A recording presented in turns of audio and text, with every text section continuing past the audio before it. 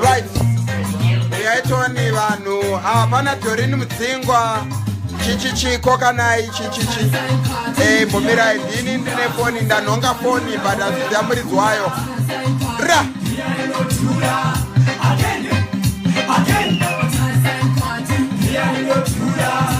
wata alichazo ndanhongawo foni but handisiziva muridzi wayo. Please kana muruzivawo kuti ndiri paFacebook pani ndiudzeiwo ende udzeiwo vanhu kuti ndaugara naLady B murume chichichi saka ndindi naye chichi but tiri mustudio ndine mufana uyu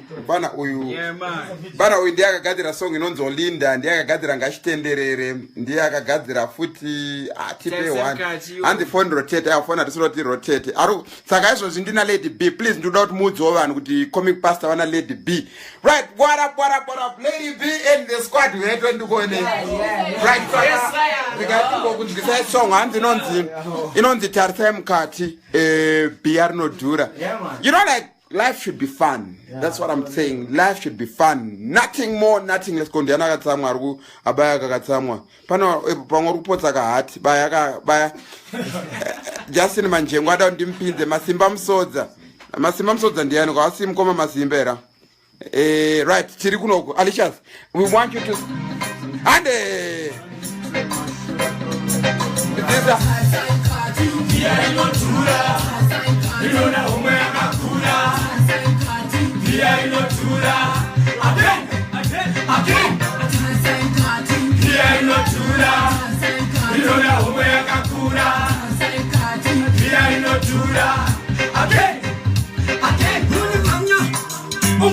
Right, so this is the tune.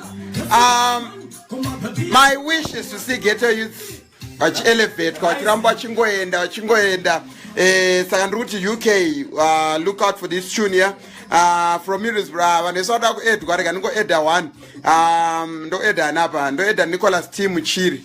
Right, I'm adding you. Right, guys, we're so excited. Boom, saka ndina Lady B munomu. Lady B uyapa timbotaura shawo yatimbotaura ndoda one song ya Lady B inonzi Chikwereti atibhadhari Chikwereti. Right, saka tirikugadzira imwe song inonzi Tarisai Mukati Lady B Ottoman comic pastor ini changwe soma lines ngo blessa song ya Lady B. Zvimwe zvazvo hanzi line rangu rofanira kuti chi ini ndindaifana kunyora pekuti ndandifana kupinda zvemubhawa.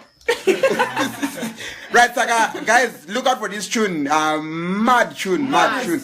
Produced by DJ Alicious. I know the Alicious on the beat. You cannot do the beat machine. He's not the magician, he's the beat machine. That's machine. Yes, Saka, ingoti frige upesera timbo ripindira beat. And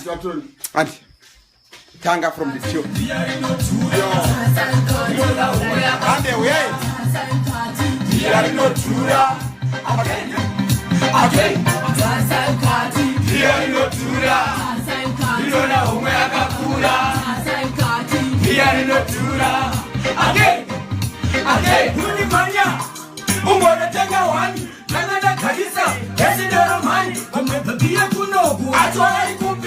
Pressure,